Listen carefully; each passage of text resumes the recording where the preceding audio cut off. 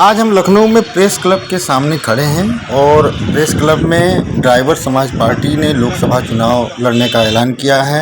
इस पार्टी ने अपने प्रत्याशी तो नहीं उतारे हैं, लेकिन यह बनारस में अपना एक निर्दल किसी प्रत्याशी को समर्थन देगी। आज हमने उसके राष्ट्रीय अध्यक्ष सुरेश चंद्र यादव से बातचीत की है।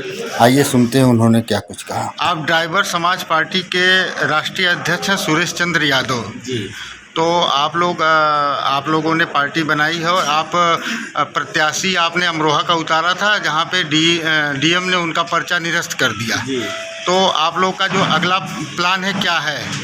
अगली तैयारी हमारी है कि हम बनारस लोकसभा से अगला प्रत्याशी तैयार है और उस प्रत्याशी को ड्राइवर समाज पार्टी की तरफ से समर्थन देके मजबूती के साथ उसको हम लड़ाएंगे और देश के बनारस की जनता से हम अपील करेंगे कि उस हमारे प्रत्याशी को, ड्राइवर समाज के चुने हुए प्रत्याशी को जिताएं और पार्लियामेंट तक पहुंचाएं कि ताकि देश में हो रहे लोकतंत्र की हत्या, संविधान जिस तरह से जलाने की बात हो रही है, तमाम तरह के देश की सीमाओं का आज उल्लंघन हो रहा है। अनेक प्रकार के सिस्टम आ रहे हैं, कहीं कोई टिप्पणी करता, कहीं कोई, तो इन सब चीज़ों से लड़ने के लिए हमने ये पार्टी बनाया है और प्रत्याशी बनारस से हम जिता करके पार्लियामेंट तक भेजना चाहते हैं कि ताकि देश के हर मुद्दे पर वो लड़े वहाँ पे बाहर से। अच्छा, आपके नाम से जैसे ड्राइवर समाज पार्टी है, तो इसमें किस तरह के लोग जुड़े हुए हैं आपके पार्टी में? इसमें किसान हैं, नौजवान हैं, ड्राइवर हैं, सभी वर्ग के लोग इससे जुड़े हैं। ये सिर्फ ड्राइवर समाज पार्टी दिया गया, इसमें सभी लोगों का, जैसे ड्राइवर से ड्राइवर हो गया, समाज से पूरा समाज हो गया। तो एक पहला ड्राइवर है, दूसरा पूरा देश का समाज है। देश के सभी लोग, सभी वर्ग के लोग इस पार्टी से जुड़े हैं और देश के लिए हम ड्राइवर और समाज के लोग मिलकर के लड़ेंगे। अच्छा, अभी ड्राइवरों के लिए जो ट्रक ड्राइवरों के लिए आया था और तमाम ड्राइवरों के लिए कि एक एक्ट पारित किया था मोदी सरकार ने कि उसमें कि हिट एंड रन वाला मामला, तो उस पर क्या खासकर आप लोगों का रहेगा? इसीलिए तो हमने ड्राइवर समाज पार्टी बनाया है जी, कि अगर मोदी जी रहेंगे तो इसी तरह से आज तो ड्राइवरों के ऊपर बात आई है, कल देश को पूरी जनता के ऊपर है और है भी, तमाम तरह के उत्पीड़न हो रहे हैं।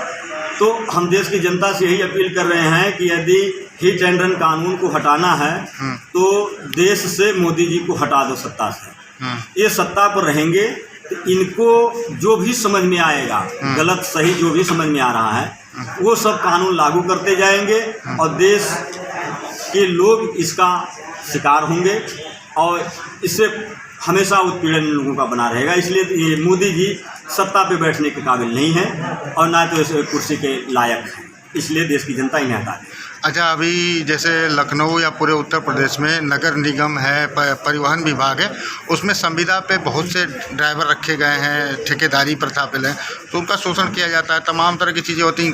EPF का पैसा काट लिया जाता है, अकाउंट में पैसा जाता नहीं है, अगर वो आवाज़ उठाते हैं उनको हटा दिया जाता है। तो इस पर क्या आपका रहेगा अगला? इसीलिए हमने इस पत्र में लिखा है कि पेट्रोलियम, एम्बुलेंस और बस चालकों को, चाहे वो नगर निगम से जुड़े हों, चाहे वो किसी सरकारी संस्था से हों, चाहे वो किसी संविदा पे हैं, सभी लोगों को एक सरकारी सिस्टम से जोड़ा जाए, उनका सरकारी वेतन लागू किया जाए, उनका TADA काटा जाए, उनको पेंशन की व्यवस्था बनाई जाए और उनको सरकारी व्यवस्था के अनुसार उनका सम्मान उनको दिया जाए और सम्मानित नज़रिए से उनका सम्मान किया जाए। उनका उत्पीड़न होगा तो ड्राइवर समाज पार्टी चुप बैठने वाली नहीं है, क्योंकि ये पहले वाहन चालक कल्याण संगठन था, इसको हमने ड्राइवर समाज पार्टी में तब्दील किया है, जो कि मेरे साथ देश के 80 संगठन समर्थन कर चुके हैं, जिनको मैं भी समर्थन कर चुका हूँ। इस सरकार के सामने एक चट्टान बन के हम खड़े हैं। अगर ये सरकार प्यार से नहीं मानेगी तो हम किसी भी आधार से इससे लड़ने के लिए तैयार हैं। अच्छा, अभी बनारस में आप निर्दल उम्मीदवार को समर्थन करेंगे, वहाँ पे प्रधानमंत्री नरेंद्र मोदी भी चुनाव लड़ रहे हैं, उनका तो फाइनल है, तो आप वहाँ पे कहाँ पाते हैं अपने आप को, मजबूती में या फिर आगे की रणनीति में? देखिए, सबसे बड़ी बात है कि एक तरफ जिस दिन हमारे प्रधानमंत्री जी का मंच लगेगा, जिस दिन वहाँ बनारस की जनता को संबोधित करेंगे, उसी दिन हम चाहेंगे कि हम भी एक मंच लगाएंगे बनारस में ताकि एक तरफ से प्रधानमंत्री जी का बयान आएगा तो जो प्रश्न वो देश को जुमला जो देते हैं उस जुमले का हम वहाँ पे खंडन करेंगे, वहाँ से पूछेंगे कि आप प्रधानमंत्री जी ये बताएं कि आप तो देश की जनता से वादे करते हैं और आपके साथ में आपका एक दूसरा साथी है जो उसको जुमला बताता है, तो हम आपकी बात माने या उस जो जुमला बताते हैं उनकी बात माने, या तो हम अमित शाह जी की बात मान लें कि आप जुमला बोलते हैं क्योंकि आपकी बात कोई सच है वही होती ही नहीं है। यही ना बात, यही ना बयान दिए हैं गृह मंत्री जी। जब उन्होंने 15 लाख की बात किया था तो गृह मंत्री जी ने कहा कि वो एक जुमला है। तो इसका मतलब हमारे प्रधानमंत्री जी श्रीमान नरेंद्र मोदी जी अगर कोई वादा देश से करते हैं तो इसका मतलब गृह मंत्री जी का कहना है कि वो तो जुमला है। तो फिर किस आधार पे हम माननीय प्रधानमंत्री जी को नरेंद्र मोदी जी को वोट देंगे? इसलिए देश की जनता से हम यही अपील करेंगे कि आप इस जुमलेबाज पार्टी से दूरी बनाइए। यदि आपको अपना देश प्यारा है, देश के लोकतंत्र को आप बचाना चाहते हो तो भारतीय जनता पार्टी को उखाड़ कर फेंकने का काम करो। आप ड्राइवर समाज पार्टी के कैंडिडेट को बनारस में जिता दें, बस हम यही अपील करेंगे। अच्छा, अभी आपका जो है अभी तो एक जगह क्लियर हुआ, आगे और रणनीति रहेगी लड़ाने के लिए? प्रयास तो हमारा अभी, क्योंकि पहला चरण का चुनाव जो है 19 को है। हाँ। जैसे जैसे चुनाव बढ़ता जाएगा, अगर हम प्रत्याशी तलाश करेंगे या हमसे कोई समर्थन मांगेगा या हमें कोई मिल जाए, हम किसी को समर्थन देने जाएंगे, अगर मिलते जाएंगे तो आगे भी हम लड़ाई लड़ाते जाएंगे आखिरी तक। अच्छा, किसी अन्य दल से बात नहीं हुई आपकी? नहीं, अन्य दल से हम मिलना ही नहीं चाहते, क्योंकि सभी पार्टियां आज तक दी क्या है देश में? जुमला ही तो सबके साथ चला है, जुमलेबाजी होती आई है।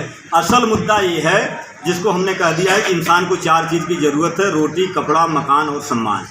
चारों चीज़ इसमें है, यही चीज़ चाहिए। हम कहते हैं सरकारों से कि देश के नागरिकों को आप लूटना सताना छोड़ दीजिए, देश अपने आप मजबूत हो जाएगा और देश की जनता अमन और चैन से खा के 2 वक्त की रोटी सोना शुरू कर देगी, फिर किसी को कोई बात कहने की ज़रूरत नहीं पड़ेगी। चलिए, बहुत बहुत धन्यवाद आपका।